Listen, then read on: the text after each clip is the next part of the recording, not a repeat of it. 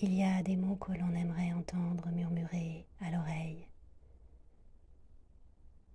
des mots qui inspirent, des mots qui sont le souffle de la vie. Ce sont des mots ainsi que j'aimerais partager avec vous. Les mots de ce poète infini qu'est Christian Bobin dans L'Homme Joie. Si vous voulez bien. Partons de ce bleu, si vous voulez bien. Partons de ce bleu dans le matin fraîchi d'avril. Il avait la douceur du velours et l'éclat d'une larme. J'aimerais vous écrire une lettre où il n'y aurait que ce bleu. Elle serait semblable à ce papier plié en quatre qui enveloppe les diamants dans le quartier des joailliers à Anvers ou Rotterdam.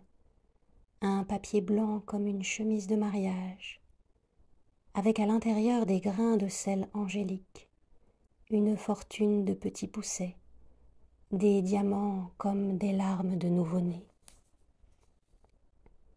Nos pensées montent au ciel comme des fumées. Elles l'obscurcissent. Je n'ai rien fait aujourd'hui et je n'ai rien pensé. Le ciel est venu manger dans ma main. Maintenant c'est le soir, mais je ne veux pas laisser filer ce jour sans vous en donner le plus beau. Vous voyez le monde, vous le voyez comme moi. Ce n'est qu'un champ de bataille, des cavaliers noirs partout, un bruit d'épée au fond des âmes. Eh bien, ça n'a aucune importance. Je suis passé devant un étang, il était couvert de lentilles d'eau. Ça oui, c'était important. Nous massacrons toute la douceur de la vie et elle revient encore plus abondante. La guerre n'a rien d'énigmatique. Mais l'oiseau que j'ai vu s'enfuir dans le sous-bois, volant entre les troncs serrés, m'a ébloui. J'essaie de vous dire une chose si petite que je crains de la blesser en la disant. Il y a des papillons dont on ne peut effleurer les ailes sans qu'elles cassent comme du verre. L'oiseau allait entre les arbres comme un serviteur glissant entre les colonnes d'un palais. Il ne faisait aucun bruit. Il était aussi simplement vêtu d'or qu'un poème. Voici, je me rapproche de ce que je voulais vous dire, de ce presque rien que j'ai vu aujourd'hui et qui a ouvert toutes les portes de la mort. Il y a une vie qui ne s'arrête jamais. Elle est impossible à saisir. Elle fuit devant nous comme l'oiseau entre les piliers qui sont dans notre cœur. Nous ne sommes que rarement à la hauteur de cette vie. Elle ne s'en soucie pas. Elle ne cesse pas une seconde de combler de ses bienfaits les assassins que nous sommes. L'étang fleurissait sous le ciel, et le ciel se coiffait devant l'étang. L'oiseau osait le prophétique enflammait la forêt. Pendant quelques secondes, j'ai réussi à être vivant. J'ai conscience que cette lettre peut vous sembler folle. Elle ne l'est pas. Ce sont plutôt nos volontés qui sont folles. Je veux ici parler simplement de ce qu'on appelle une belle journée, un ciel bleu.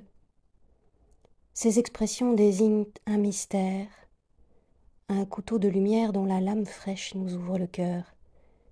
Nous sommes enfouis sous des milliers d'étoiles. Et parfois, nous nous en apercevons. Nous remuons la tête. Oh, juste quelques secondes. C'est ce que nous appelons du beau temps.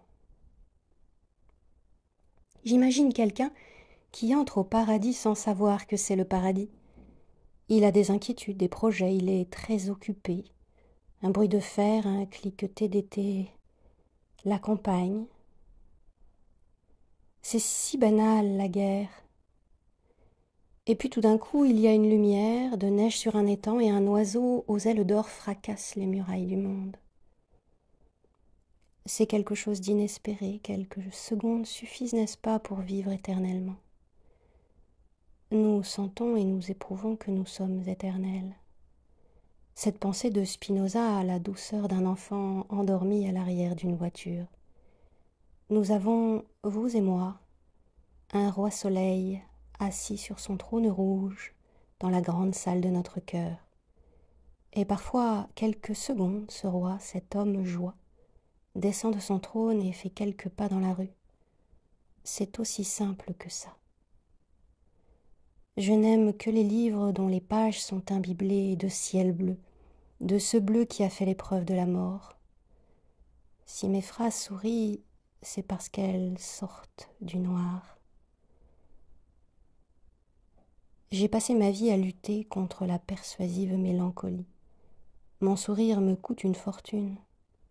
Le bleu du ciel, c'est comme si une pièce d'or tombait de votre poche et qu'en l'écrivant, je vous la rendais. Ce bleu en majesté dirait la fin définitive du désespoir et ferait monter des larmes aux yeux. Vous comprenez ?